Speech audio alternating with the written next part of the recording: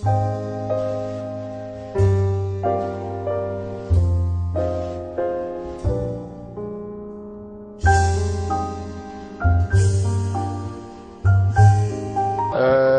believe that Nigerians are not too impressed with the pace that we have seen.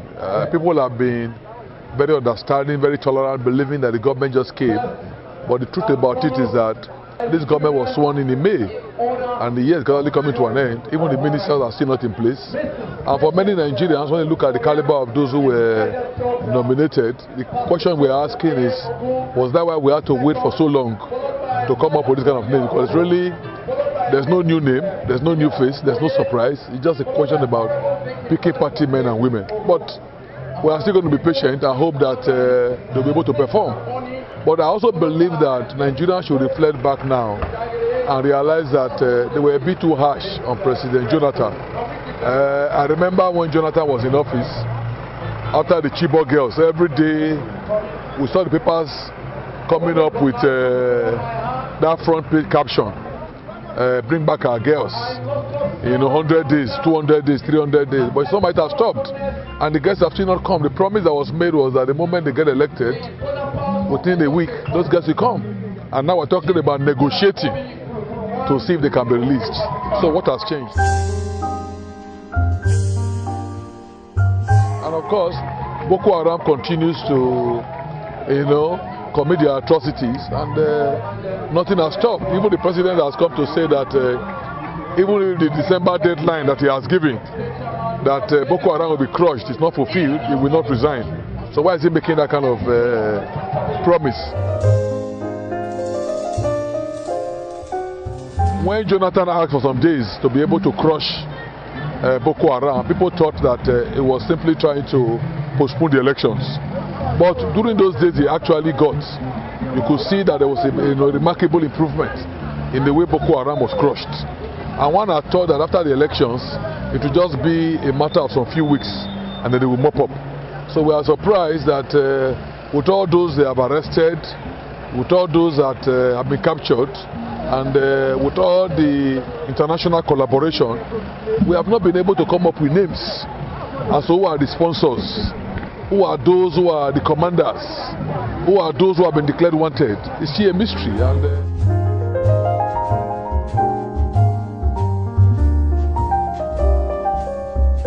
well, I can't say I'm not a member of Boko Haram. I'm also not a member of the armed forces. But we are not, Nigerians are not impressed. One of the reasons why a lot of people thought General Buhari would be a better alternative is because of his military background and also coming from the north. So the fact that he will understand the terrain, will be able to motivate the military, he will know what is needed to ensure that Boko Haram is crushed. But you and I know that no significant change has occurred. As patriotic Nigerians, we'll continue to pray and hope that things will get better. And I don't think that it's something to be ashamed about it if things get better. That is the hope of every true Nigerian. That with each passing day things will get better.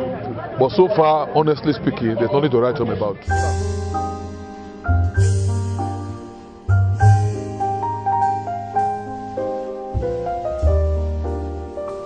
I've never held office in the context in which you are talking before. I've never been elected, not as a councillor or as a chairman or as a legislator or as a deputy governor or as a governor. If I served in an appointive capacity, you must understand the limitations of such an office. A man who is an appointee is seriously constrained in terms of what he's able to do and what he's able to achieve. What would have made sense if you were to tell me it is on record that when you were secretary to government, this is what you did or this is what you didn't do, or you were indicted for this and all that. I'm proud to say that I served without blemish. I served, nobody can say that during the period I served, this is what I ought to have done and I didn't do. But to say that, oh, you served in the government, I think you are generalizing it. Buhari was a former military ruler, and almost everybody agreed that the military have messed up this country. But yet he has been re-elected. Buhari was a member of Abacha's government. He served in PTF during Abacha's government. That's not enough to say, oh, he was part of Abacha's government. So I think you must look at people on the basis of their merits. So look at me on the basis of my merits. People have not entrusted me with a mandate before. And even when I head office as secretary to government, question you should be asking yourself is there something you ought to have done that you didn't do? And that is not there. I've not been indicted for any offense. Even though I've head office, I mean, I had appointed positions.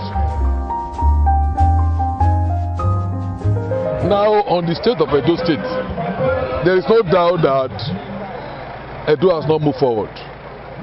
When you look at the kind of money that accrued to Edo State in the past 7 years, it's unprecedented.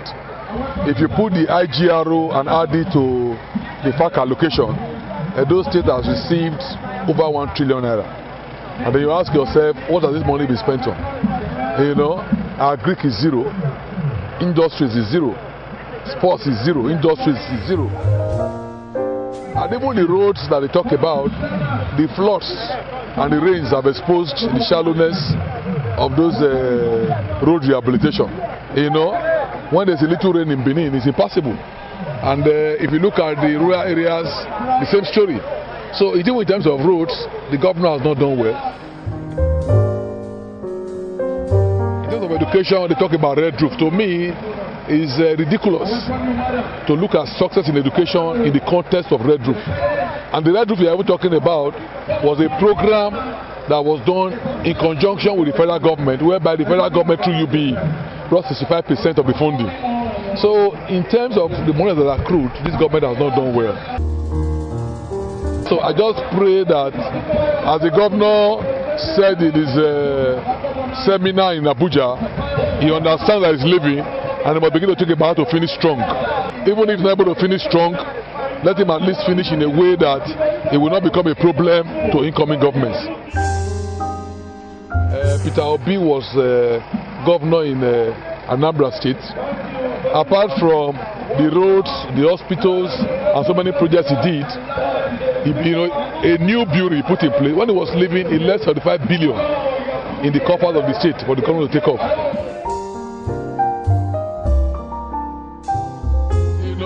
Our area of priority. I will tell you the truth, Edo State has not moved forward in the past 7 years.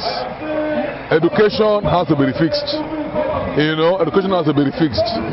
Where if you go to our rural areas, it's one school, one teacher. Industries are practically dead in the state. The health sector is not functional. It's not about building alone. It's about equipment and personnel. They are non-existent. So, like I told you, education is in a very poor state today. We lack teachers. For example, if you go and check, there are practically no science teachers today. I understand the government is planning to recruit teachers, but I really don't know when it wants to do it. And my fear is that as we move closer to election, it might again be politicized. But I think the emphasis is on qualitative education. It's not enough to just say, oh, education at the primary and secondary level is free. We need to improve on the level of education. We need to have science teachers.